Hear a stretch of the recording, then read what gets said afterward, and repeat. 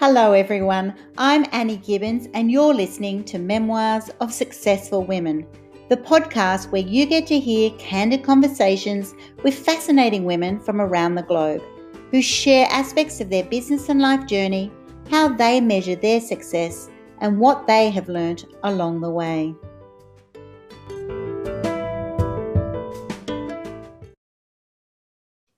Hello and welcome to Memoirs of Successful Women. Today I have Kez Wickham St George, who is an international public speaker. She is a best-selling author in 3 different genres. She's spoken all around the world, in Japan at Crom Castle. She's been in magazines. She's been 3rd place in literacy competitions. She's also got a radio show called Kez and Tony. I am so excited about sharing her story with you today. Welcome to the program, Kez. Thank you. Lovely to be here. So with my story, I started off very young, and I was lying in bed last night. It was so humid I couldn't sleep, and I just thought to myself, I wish I'd have known in my 30s what I know now, because life would have been such a blast. And I could have told the bullies that you accumulate when you're writing, you do accumulate people that think they know so much more than you, and they get a bit stroppy. And so I would know how to have dealt with them. With the anthology I'm writing, I'm co-writing, The Colours of Me, the book's called. I've had 2 or 3 authors say, oh, this has happened and that's happened. I just say, come on, girl, big girl panties on today. We have to have a look at who we are and how we're growing. I think it's a shame that some people find it necessary to try and blow your candle out. I really do, because we all need to shine brightly. And if you shine brightly, the only news we can impart to each other is good news. Yes, exactly. So why do some people just get discovered overnight? Most of us have to have the long haul. Is it just luck, or is it pure talent? Is it a mixture of both? What if you've watched a lot of authors over your time? Okay, so some of them are you surprised by? Is it their connections? It's not what you know, it's who you know. Definitely. I have had 1, 2, 3 publishers. I'm on to my 3rd, Karen McDermott, MMH Publishing. I couldn't have wished for a better dream to happen. We've met 4 or 5 times. I was with another publisher, and I wanted to remain loyal to my publisher then, but it didn't work out. So we both shook hands and moved on. But Karen moved into my life, and that's when I got to speak at Crom Castle Island.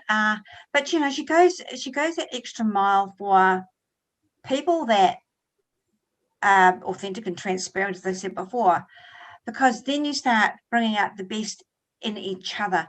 So when I've met people that are like yourself, that have offered to do a bit of a podcast with me, I will do the same for you in the future, and make sure that you're as much recognized as what I am. So it's not about, let's try and be the most well-known author, because authorship is something very, very special. It's bringing your thoughts and letting other people read them, whether it be fiction or not. It's an honor for people to read my books, but it's also an honor for me to write for you. It's entertainment. It's super entertainment. Entertainment for you. It must be a wild story writing for someone else. So you've going from that perspective to actually go from writing your own books to writing for someone. Ghostwriting. That's ghostwriting. I've only ever done that once. Didn't work out. I had my point of view, he had his, so it didn't work out. But funny. What I'm trying to say here is that we have to, if we're writing our own story, you have to be very, very careful. And if you're writing fiction, go for it. It's fun, but make sure you do your research. Like I wrote about being in Coober Pedy. I had an adventure in Coober Pedy, and someone questioned me about it, and I thought, oh, hang on a minute, so I had to go back. I was correct, but they were questioning me, and it was actually my editor who was questioning me, and I thought, oh, I just went to prove the point. You just can't sit and type and slap anything you want to. You've got to do your research. Yeah. And it's something I actually happen to love, doing research. So but having it pointed out to you, don't take offense. Get back to them and say, thank you so much for pointing that out to me.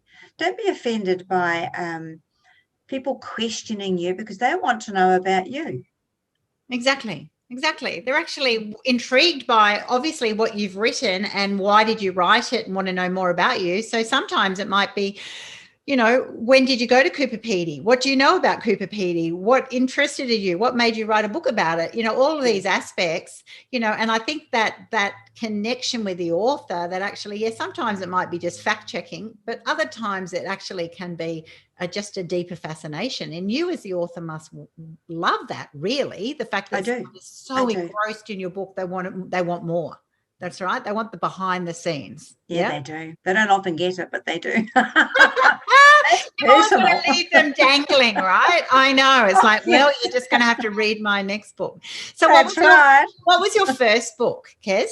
My first book ever was, I used to work for a tourism school in New Zealand, and I was their motivational tutor as well as their tourism tutor. And I wrote a book on how to keep yourself motivated. And I think it was about 40, it was like a little novelette. Yes. And I'd hand it out to all my students, how to keep yourself motivated. I'm a great believer in talking well to yourself. Yes. Because we believe, if you hear those thoughts in your head that are negative. So I had a lot of students that were negative, and by the time they spent a year with me, they were woo-hooing and let's go get some work. And it was a teeny weeny little 30-page thing, and then I forgot all about it. I'd left that. I was there for 7 years and then moved to Australia, more or less, around about that time. And a girlfriend of mine who's still in New Zealand, and she's a crisis counsellor, she came across the book with education, with some sort of Education New Zealand program. Yeah. And it was there in print. And I went, oh, my God, I didn't even know it was there. So, that was my very first go. And then I wrote a children's book and self-published, not well received. The family said, yeah, that's what family do to me. Yeah. And they do it to everybody. Always your harshest critic, I find. That's just mum. That's mum. Well, no, I'm not. That's mum. I'm me. And I really had to claim that space for myself. And I find a lot of women need to claim that space for themselves. Most of us, especially the much older generation, they went through life thinking, well, I'm someone's wife and I'm someone's mother. Yeah. And it was my mum that taught me that she was also an active herbalist. She was also very active in the church. She did the flowers. She did everything. My dad was he wasn't actually an ordained priest. He was a minister for our local church. But mum had all these little side rails going on, and she was also apart from being in church, she used to read the ladies' teacups at morning tea. I don't know. She was mum. That was, her name was Hilda, and amazing woman, but never banged a drum too often. Just said, oh, well, I think I can help. So very, very often there would be people at my dinner table, and when I was a single girl, with their problems, and mum would be listening and saying, well, have you tried it this way? There was not one word of, I'm a counsellor, I can help you, I'm a herbalist, I'm a healer, because that's what she was. Yeah. Wow. And I think all mums are healers, all mums. Yes. And we forget that label, that we are there. We can actually create so much of a better world by being a mum and teaching our family, not just our kids, but our cousins and our family, that to think well about ourselves. Wow. Good advice. We need to do more and more and more of that. So you had a confidence book, you had a children's book, and then next, what did you dabble in? I've dabbled in so much stuff, but the writing and art was a big one for me. So I moved to Perth, and empty nester. Husband was up north, and I thought, oh, keep yourself busy. What do I do? I was so homesick, so homesick. Mm. And I had one friend who was suffering terribly with bipolar. So she wasn't much help at all. But now I look back, it was funny when I look back, because I'd ask a question and she just looked straight through me because she was in another world. And I'd say, did you hear me? Did you hear what I asked? Did you hear my question? And she'd go, what question? So it was like, I lived with her for about 3 weeks now. Now I look back, and like, it used to really make me cross and upset. Yeah, I needed you. Nothing. I just had nothing. Support. Where's my support when I need it? Yeah. Well, all my kids were back in New Zealand or East Coast Australia, and hubby was up north. I had no family left. My sisters were a lot older than me. They were all born pre-war. I was born post-war. So mum and dad had passed away, and they were my biggest critics and my biggest supporters of everything I did. So and then one day I walked outside my little villa where I lived in Armidale, and I knew it was make or break time, just make or break day. I looked up to the sky and it was so blue, and it just went on forever. And I just looked at my little cottage and I just thought, how lucky am I? I'm healthy. I could be happy. If I wanted to be, I want to change this about, I'm going to have to do it, because nobody's going to walk through that door and make me happy. I have to do it. So I joined that particular day. I joined a poets club and a writers club and an art club. And within 3 weeks, I was employed in Perth City as a writer's assistant, teaching other ladies how to write, which I just loved. I ran creative writing courses. So yeah, it all started. And I was there. I was in Perth all up 6 weeks before that happened, and I put myself through hell. And I couldn't. I thought, there's no way out of this. I'm going to spend the rest of my life looking through the window, thinking, wait for me. Yeah. And then it clicked. But I think it was the grief I was going through of missing home and my family so much, and being placed in a situation where there were no answers. I had to do it myself, and I grew up fast. Yeah. Because I'd always had family, and I'd always had a husband and parents and sisters that said, you can do this, and they were always behind me. And all of a sudden, it's okay by phone, but they weren't there to have a cup of tea with. Yeah. And that really, and then I thought, how many other women feel like this? And so I started working on myself once more, on being positive, and on being, having the ability to pass that positivity on. You don't always have to be happy to be positive. It's just a feeling you have that if you feel a bit down, it will go away. The day will pass. But make sure you get out in the garden, put your feet, go pick a flower, look at the sky, do something positive for yourself. And then the next day you will feel the energy, and you'll be able to react with that positivity. Exactly. Beautifully said. It's leaning into a better option, a better outcome, a better tomorrow, right? And there's always something in every day that you can then focus on. It shifts your mindset, doesn't it? And I think that's a brilliant point. That's right. It doesn't mean that positive thinking or the theory of positivity is all about happy all the time. You might not be. Things might actually be very challenging, very hard, but there's an attitude of, okay, well, there must be something. That's right. There's always going to be a beautiful sunset or a blue sky day, as you found, or a look at my cottage and go, you know what, that's right. I think other people have got it worse than me. And also that power of depending on others to be your cheer squad, and that shift in your adult life, when you suddenly go, oh my gosh, I've got to be able to do it by myself. I've got to be equipped. It's nice when others cheer you on. It's lovely. Of course you want. Oh, I love it. Yeah. You crave it. You miss it. There's a real grief in that. But the fact that you go, but I'm okay by myself. I'm enough by myself. And it actually, for your journey, catapulted you into actually your true genius zone, right? Your true passion of writing. You would never, you possibly wouldn't have taken that step if you had the other support systems, in the same way. I think so. You could be right. I've always scribbled. I've always written notes, and my kids hated me because I'd always do their English homework for them.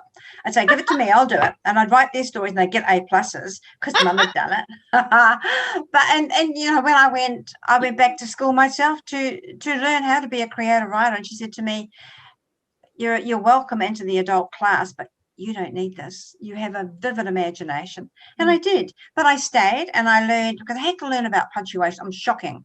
I had to learn about punctuation, how to put paragraphs and chapters and sentences and all the stuff, all the boring stuff that goes on. You just can't sit there and flow, which I still do. I'll admit that I just sit there and write, and then I think, oh, hang on. So I'll put a full stop in. I love that. And the flow is so much quicker. It's all that I love it. Yeah. time consuming, right? That's right. That's why you get famous enough or have enough funds to get yourself an editor, for sure. I tell you what, it's a special job to do that editing. But you do learn these skills along the way. And when you need to, you have to do it all right before you have that luxury. You know, it's one of those things going, well, it would be nice, but you've got to do the whole package. So funny you should say that, because the other day I was asked, did I do script writing and would I like to turn one of my books into a script? I'd love to. She went, well, this is the course you do on Google. And I thought, oh, I've got to do another course. Oh another course. But when I looked at it, it was advice on how to turn your book into a script. And who knows, if I've got the time and I can do it. It's a learning curve. And if we can't, as women, as leaders, we can't be frightened of change. Exactly. And if we are, we won't be leading to our full potential, and others won't trust that authority. They won't believe in us, right? You know, that's right. It's when you back yourself, when you believe in the higher purpose or the higher good, when you're happy to accept criticism or potential failure, then that comes the respect, right? And all the qualities of great leadership. Yeah. So how did you then go from this stage and dabbling and being naturally good at writing and realizing that you can be doing it yourself to be able to then get books published, choose a publisher? How do you know where to go, who to go to? How did you make all of that happen? Look, life is like stepping stones, right? So it's one step after another. I put my book out there so many times and I got about, 5 rejection slips. And I thought, so each time I got a rejection slip, I thought, right, I'll go over it. And I went over it so many times, the story was beginning to change. I didn't want that. So I rang a particular publisher in Perth, and he said to me, can I meet you in a coffee bar in Perth City? I said, sure. So this particular day, my husband was home from the mines, and he said, I'll drive you in. And I said, well, do you want to sit with me? I said, because I've never met this man before. He could be anybody. I'm not too sure about this. So this man walked in, and I didn't know what to expect. And this is going back 15 years. I had volumes of A4 books, all one story, that had been handwritten, getting up at 3 a.m, can't sleep, handwrite. 2 p.m, the work's done, handwrite. Yeah. I hated, and I was very illiterate on the computer. I'd write emails, and then I thought, so I took all these books, big, huge pile of books, put them down in front of me, and he said, well, I'll tell you you're a writer. Let's have a look. So he flicked through, and then I bought him a cup of coffee, and he said to me, I think I can do something with this. So he took the book, and 3 months later, I never had a word, and I kept emailing him.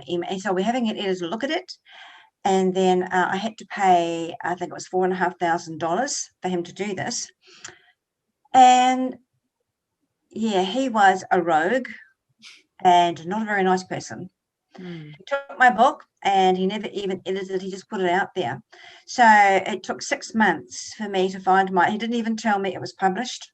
Oh. It was on Amazon. I was holidaying in New Zealand when a good friend of mine who'd ordered it said, I have your book. And I went, what book? Oh, what book? Yeah. My worst publisher ever. Yes.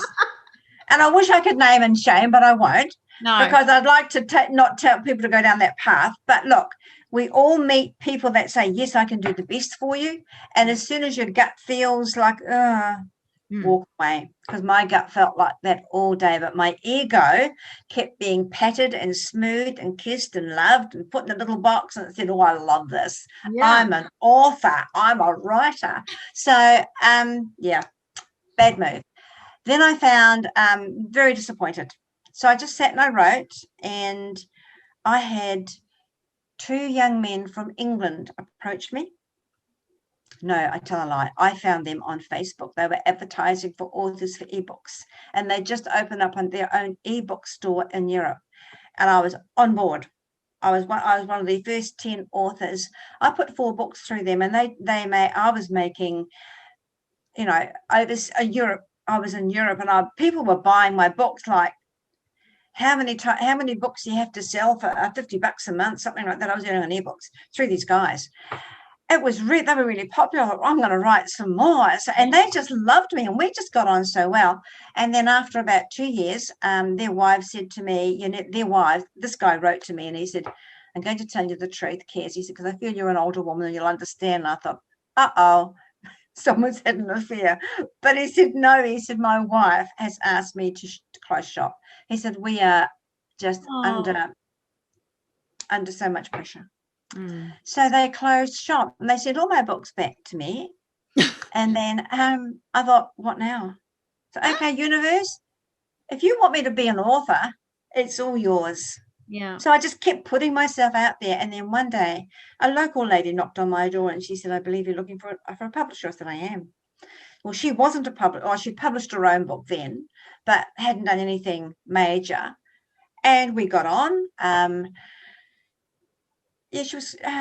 We worked together for 4 years, and she's certainly expensive. But I did paranormal with her, and I hit a space where I was selling my books. I was having fun. I was going to all sorts of meetings. I was in touch with a lot of people, and just before COVID hit, about a year before COVID hit, her and I stopped publishing together because she got busy in other areas of her life. And then I met Karen McDermott over a coffee, and Karen's been my publisher ever since. But Karen has literally taken me to places I never thought I'd go. I mean, I'm in India. I'm in Japan. Who thought? Who would have thought, right? But it's taken that journey. It's not been like, oh, I'm just going to be an author and I'm going to be famous immediately, because I'm not famous. I'm well known. And the journey's been one foot after another, shouldering the knockbacks, because you do get them. I now like 3 magazines, but they don't want to hear from me again. You've done your bit. See you later. Yeah. So it's searching out for more ways to put my word out there. It's just hang on there, hang on in there. It will happen. It's the right person at the right time. Just keep putting it out there, like going to your library. And I'm great friends with my library. I'm giving a talk there tonight on authorship. But she rang me today. She says, Kez, we only have 4 people here. And I said, who cares? It's 4 people. Let's do it. Yeah. 4 people get to know Kez, and they get to know a little bit about me, and they might buy a book. You just got to accept what comes your way, sort it out. If it's something that's not good, then don't do it. If it's got something that's going to harm your name as an author, then don't do it. Yeah. But, yeah, I love that. That's right. You do it whether it's 4 or 100 or 1,000, because you've got to be in that space. And that's right. You never know who you're going to meet. You never know who's going to then suddenly give you a connection, an opportunity. He also has these amazing things in the pipeline. You just don't know. And those people who just go, oh well, I'll just wait and only take something that's of their dream level, well, they'll keep dreaming, won't they? The reality is those dreams happen because you do put yourself out constantly. And what you've told me in your story is that you've adapted many times. You've had to actually go, all right, what's next? That's right. Once you have, been in a certain magazine, they're going, okay, well, we know your style or whatever. Sometimes you can get a contract and become a regular writer, and other times it's a once or twice thing, and then they're looking for someone else. So if you're not constantly growing and building your networks, then you're in a challenging spot, aren't you? Yeah, that's right. But challenges are put there for a reason. They're put there to make you grow. And it all depends on how you see that challenge. I mean, look, some people are horribly challenged. I wouldn't want to be them for 1,000 years. I wouldn't. They are horribly, horribly challenged in their lives. And my heart goes out to them, whether it be health or business or family, whatever. But, you know, for me personally, the challenges that have come along have been affordable for me. You know, they've been like, okay, so one of my family said to me, I never want to speak to you again. That was 5 years ago. Guess you rang me a year ago and said, oh, we've changed our minds.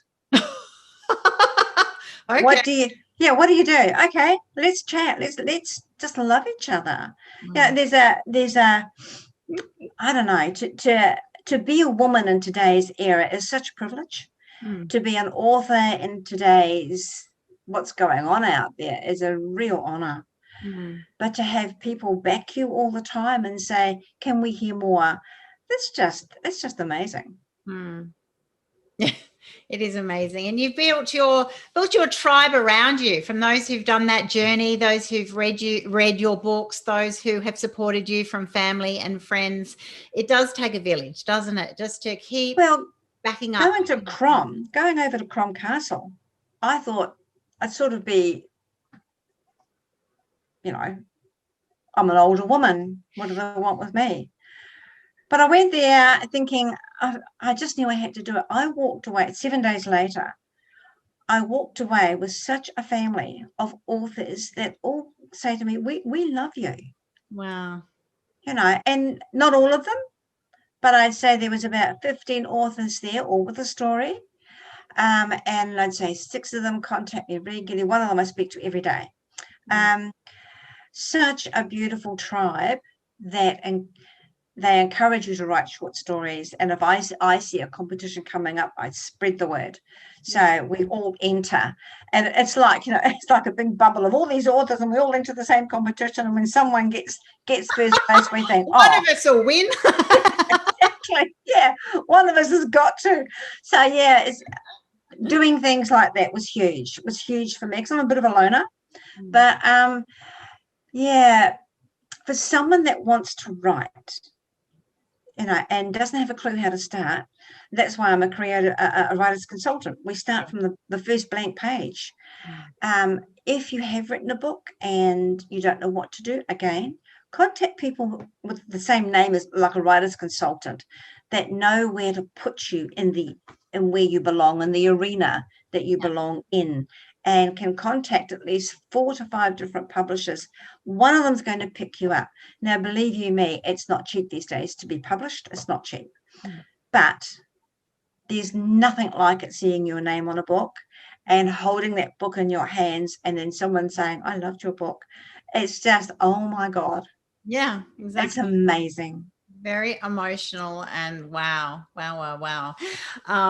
I know that because I had my biography put out last year, and when you hold it in your hand and you sort of just go, I can't believe it. And then when you get feedback from other people who read your story in different ways, different things resonate with different people. It's very, very emotional.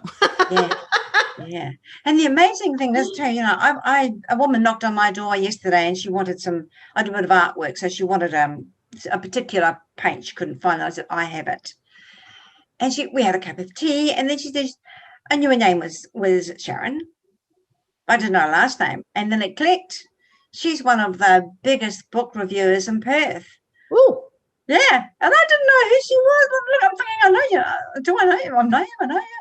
And then she went, Kez, I review all your books. And I thought, oh my God. So you do. But I didn't know what she looked like. And it was Sharon that came in the door and sat at the table. I didn't know her last name.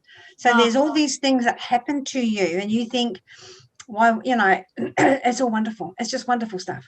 Yeah. I love the way your passion now is mentoring and coaching other particularly young women to actually just believe in themselves, to trust their voice, trust their narrative, to now write, you know, get their story out, whatever that might be, whether they're one day famous or one day have just written that one book, you know, like I've just interviewed Lani Mulvey, who's just put out her, you know, Stand in Strength book. And so it's like 20 years in the making, and I have my work words on paper. You know, we've all got different reasons that we write, right? And the achievement is huge. For even if it was back you when you did your 30-page book, it was meaningful at the time, it was necessary at the time. And so I think that's so wonderful that there are so many young people who can just learn so much from your experience and your skills on how it all works, not to over complicate it, to know the risks, to know the people who are a bit dodgy, to know the people who could rip you off, to look for dodgy is a nice Australian word for those listening in. Dodgy is when they're like, just not quite right. I feel this one going south very quickly, and it usually does, and it usually results in your money going south as well. That's right.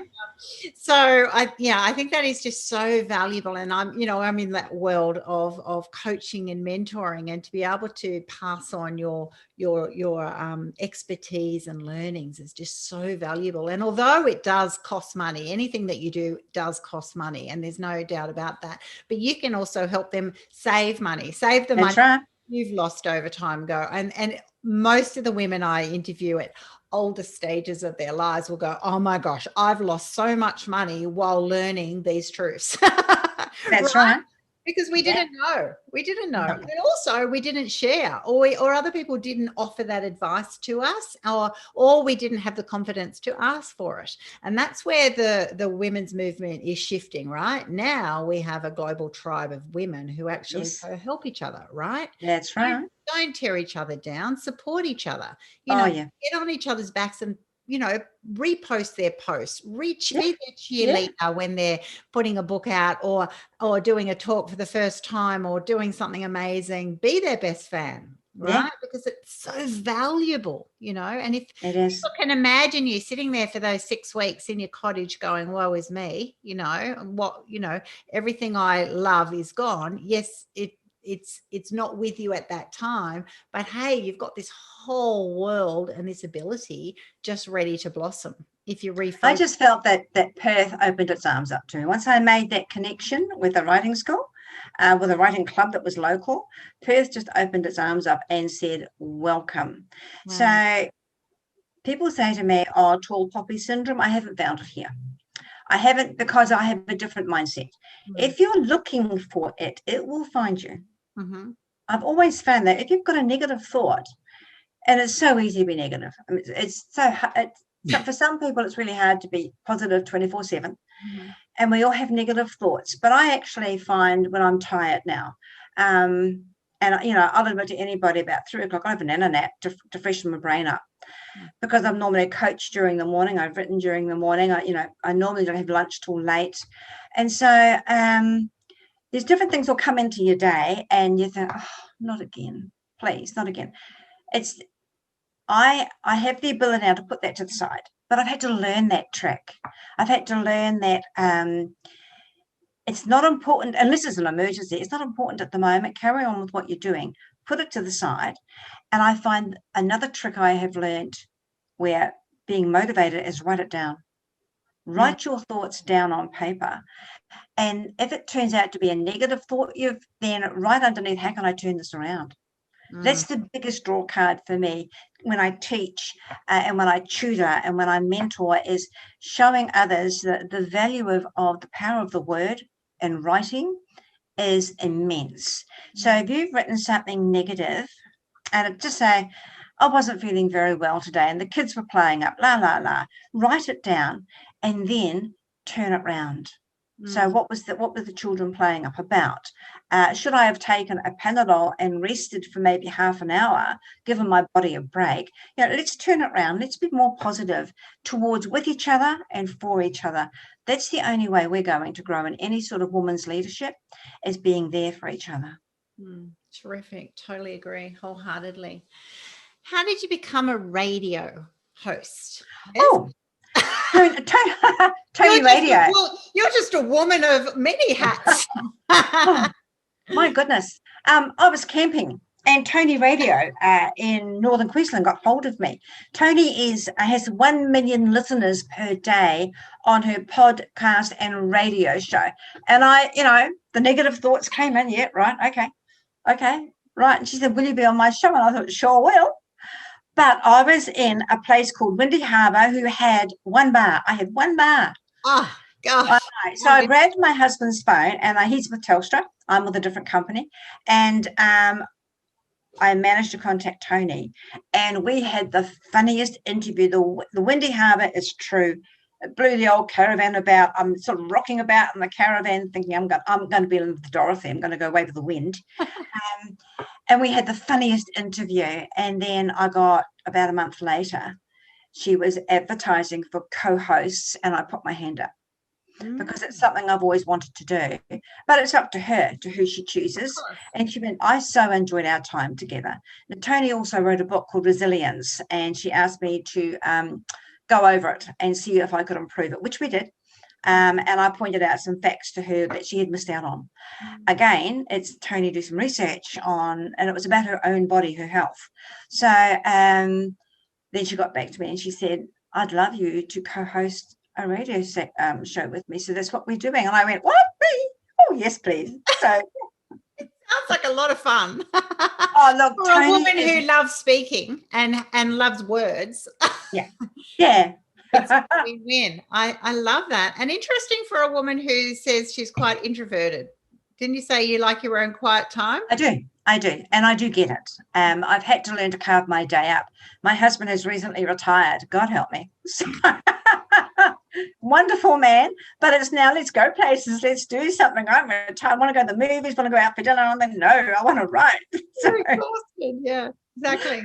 He's a gorgeous, gorgeous man. I'm very, very lucky. We've been together nearly 42 years. But yeah, so it's, I keep saying to him, will you please find a hobby?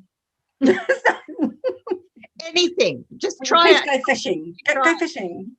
Go fishing lots. Oh, wow. Well, what a change after being in the mines for all those years. Oh, my Yes. He was up there a long time. Some Christmases I wouldn't see him for Christmas. But, you find your flock. You find the people. And I had other miners' wives come to me and say, our husbands aren't, do you want to get together for Christmas? Yes, please. You have to learn that, being on your own isn't really good for you. And I had to learn to step out of that area that I felt uncomfortable in, a lot of people around me, because as an author, you're expected to do a lot of talks. And I find there's a lot of people in the room. It just becomes like a hum. I can't actually decipher what they're all saying, and I've got perfect hearing. So when I'm I love groups, small groups, where I can be intimate with you and say, what did you like about the book? Read something to me. Let me know what you thought. And they do. But in big groups, so I found that with him coming home from the mines and saying, I'm retiring, and I thought, okay, nice big white eyes and a smile, and say, okay, darling. And he did. He's the love of my life, don't get me wrong, but there are times I go, please go fishing. So, and by fishing, I mean go visit someone, go have a coffee with his family. We now have a daughter over here. Just give me 2 hours, and I find that's perfect. How do you enjoy being involved in collaborations with a whole lot of different authors now in different books? It's becoming more and more popular to be part of. Anthologies are very popular. Yes. I actually did it with a very careful thought process, Annie, and that was I've been invited twice to join anthologies for the most enormous amount of money that would have me publishing 2 books. Wow. Enormous amount of, it was something like 4,000 words, maybe 5,000, and 150 on your bio. And I kept thinking, and I kept seeing these amazing women pop up, and I know some of them in the books, and I thought, but I also know your circumstances. You must have really, really, really been stretching for this. So, and I also wanted to write, I wanted to bring the everyday woman in. Not the famous, well-known business owners that work with multimillionaires and are multimillionaires themselves. I wanted to know your story. That's where my heart belongs. Mm. The everyday woman. So I found another co-author, this woman from Crom Castle. Her name is Michelle Wittery. And Michelle and I put our heads together and we decided to bring a book out, an anthology book out for everyday woman. Now, we also talked about price. So we managed for 100 words. We talked with a publisher. So for 100 words on your bio and 3,500 words for your story, we charged you, what the fee was, $350 instead of $6,000 or $1,500. Wow. We've had to turn people away because we only wanted 20 authors. The royalties from the book are going to a charity that's in discussion now. We didn't think that anyone would mind. And we've only had one question about it. Where are the royalties going to? So it's going to a particular charity that Michelle Wittering on my heart is close to. And the book's coming out in September, and it's a beautiful book. And we would like to do this every year, just for the everyday woman like myself, yourself. None of us are well, I don't know about you, but I'm certainly not a multi-millionaire. And I don't own a whiz-bang business that goes,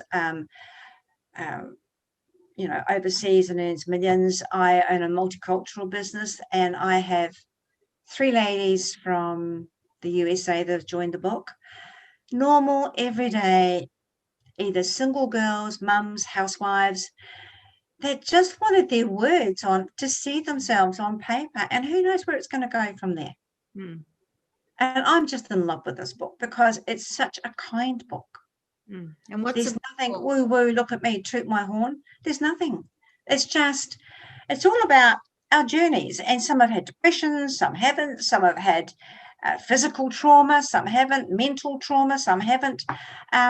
It's just about, my little story in the book was going through menopause, because no one talked about it. Oh, goodness me, I'm doing that at the moment. It's just a whole new world that suddenly when you do talk about it, then all these women just suddenly go, oh, it's almost like, oh, thank goodness they have an opportunity to talk about it. Well, my mum went through it and it was hell. It was hell on wheels for her. But I had to have a big operation later on in life when I was in my 50s. So I went through very early menopause, and I kept thinking to myself, am I my mother? It scared me. Am I my mother? Because there was nothing except Valium for my mum. Because she had mood swings, severe mood swings, and overheated all the time, hot flushes, migraines, and passed out with them. So she went through hell. And I kept waiting for the worst to happen, but trying to keep positive. And it was like, I don't want the medication. I went through it naturally. Yeah. And when people say, when you're in your 60s, it all slows down. Wrong. It doesn't. Wrong. I'm still getting hot flushes. And my husband says to me, I know I'm hot, darling, and you're sweating. So you're not giving me hope here, Kez.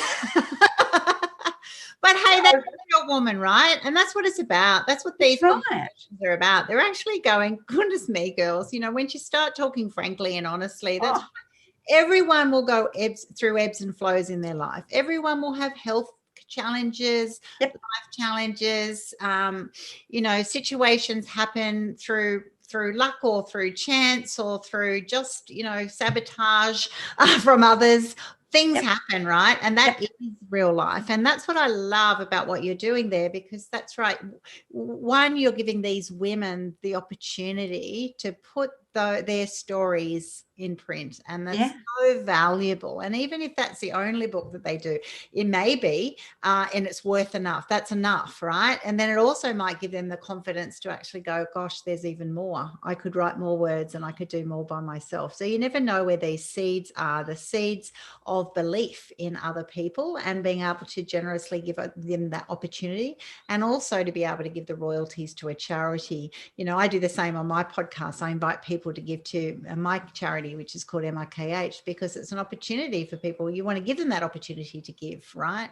It's a wonderful balance, I think. It is. It's balance. It's balance and it's gratitude, and it's because, that's right. We've all had those different challenges in our life, often at those early days. And if you're in that stage, those who are listening in of going, but I need every little cent, you do it at times, and there's no judgment on that, right? Like it's tough, and you don't have the luxury of outsourcing, and you're doing everything yourself, and you're often managing little families as well. It's full on. So, but it's also encouraging, as you do your walk and then you become more able to be able to give those opportunities back, to others, and then also to charities. Exactly. I think that's the ultimate, those I speak with who just have that gratitude at the end of the day. They've got to a stage in their life that they go, you know what, I am grateful, and I've had a great journey, and I want to be able to help where I can. I think that's the ultimate, right? And it's just for everybody, it's the ultimate. It's the ultimate, And the more people there are on the planet who, that would be their goal, then in life, then I think we'd be in a much better place, and we're doing our bit to chip away, right? It's all. Well, I'd just like to point out, Annie, that through the anthology, one woman who wrote her piece has now gone to study mental health, and I was very impressed because her story was about her journey with mental health, and not for her personally, but now she's gone back to university. Isn't that wonderful? It's so and wonderful. Then I pointed it out I had two friends in Japan when I went over there. And I was talking about writing. I now have 30 women who want to write their anthology. Oh, there you go. See? Yeah, so we're slowly joining hands. None of us are different. We are women. We give birth to children. We give birth to creativity. And that creativity needs to continue. In your own authentic way, right? Yeah, yes. Wow. Well, thank you so much for being on my show today. I have absolutely loved our conversation. I'm definitely going to read up more on your books. How can people find you, Kez? If they go to my website, www.kezwickhamstgeorge.com, but if they want to buy any of the books, now the recent one is this one here, Metal Mermaid. I don't know if you can see that one. Metal Mermaid, yes. Best That's a travel adventure book. Romance, travel, adventure. Oh, who doesn't all sorts of hot, sticky stuff in the desert. Oh, I love that. I take you to New Zealand on that one, because being from New Zealand, I take you back. So we do a journey, and the next one to be launched is on the 3rd of May, and that's called The Cuppa Tree. And that was in celebration of my grandson's birth. So there's a little story of how the Cuppa Tree originated, because wherever I've been in Australia, I find trees with shoes, fences with bras, fences with panties, and I'm thinking, is it the tourists that do these things? And yes, it is. They throw chuck and whatever, they take their clothes off and throw them up. I don't know why, but they do. And wherever I went, there was something with the shoe tree. And so we started a Cuppa Tree in the desert. We found an old tree and put a cup up there. And when we woke up in the morning, there was 2 more cups there. See, there you go. You put something out to the universe and it attracts others. That's right. So that's coming out on the 3rd of May. That's been a bestseller, that book there. And hopefully the next book will be one too. I'm just so excited. The anthology's coming out. There's talks all over the place, and life's fabulous. Yeah. Well done, you. It is fabulous, and you've made it fabulous for yourself. You've done things through the hard times, and you've just you've honed your skill and expertise, and you've gone and done it your way, and learnt a lot along the way, and now are helping others. So for those listening in, if you want to contact Kez, just go to Kez Wickham St George.com and make sure that you find out more about her, what the whole range of books. There's too many to list here on this podcast. Definitely go and buy her books and get some engrossed in some a wide variety of reading from the sound. Yes. Thanks so much. Thank you so much, Annie. Lovely speaking to you.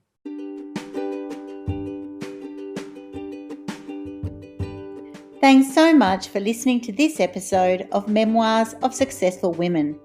You can find me at anniegibbins.com, where you can download my free resources, get connected on social, and check out my online magic transformation program. If you love this show, feel free to subscribe to future episodes and, of course, share it with your friends. I'll see you again soon, and until then, happy podcasting.